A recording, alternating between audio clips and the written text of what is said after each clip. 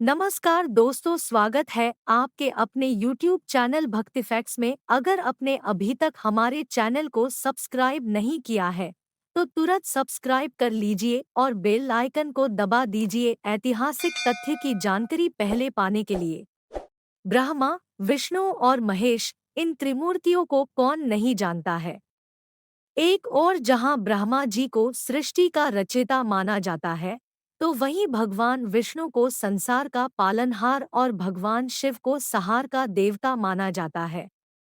इन त्रिदेवों में से भगवान विष्णु और भगवान शिव की पूजा पूरी दुनिया में होती है, लेकिन ब्रह्मा जी की पूजा संसार में कहीं नहीं होती है।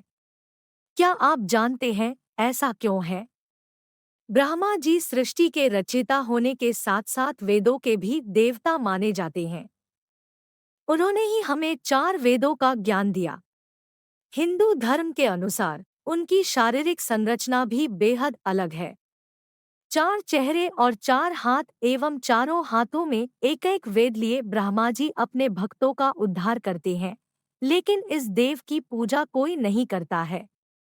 यूं तो धरती लोक पर ब्रह्मा जी के कई मंदिर हैं, लेकिन वहां ब्रह्मा जी की पूजा करना वर्जित माना गया है। पौराणिक कथाओं के अनुसार एक बार ब्रह्मा जी के मन में धरती की भलाई के लिए यज्ञ करने का ख्याल आया। अब यज्ञ के लिए जगह की तलाश करनी थी। इसके लिए उन्होंने अपनी बाह से निकले हुए एक कमल को धरती लोक की ओर भेजा। कहते हैं कि स्थान पर वह कमल गिरा, वहां ही ब्रह्मा जी का एक मंदिर बनाया गया है।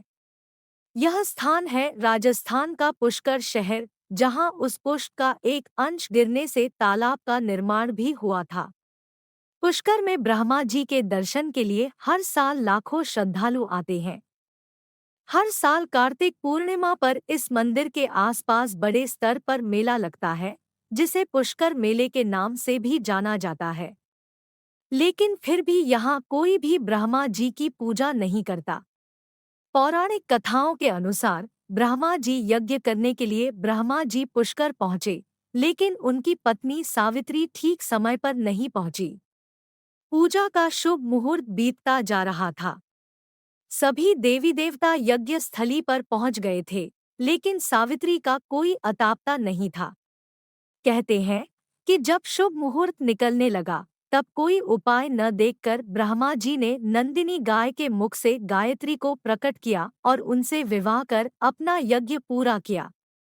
कहते हैं कि जब सावित्री यज्ञ स्थली पहुंची, तो वहां ब्रह्मा जी के बगल में किसी और स्त्री को बैठे देख वो क्रोधित हो गई। गुस्से में उन्होंने ब्रह्मा जी को शाप दे दिया और कहा कि जाओ, इस पृथ्वी लोक में तुम्हारी कहीं पूजा नहीं होगी। हालांकि बाद में जब उनका गुस्सा शांत हुआ और देवताओं ने उनसे शाप वापस लेने की विनती की, तो उन्होंने कहा कि धरती पर सिर्फ पुष्कर में ही ब्रह्मा जी की पूजा होगी।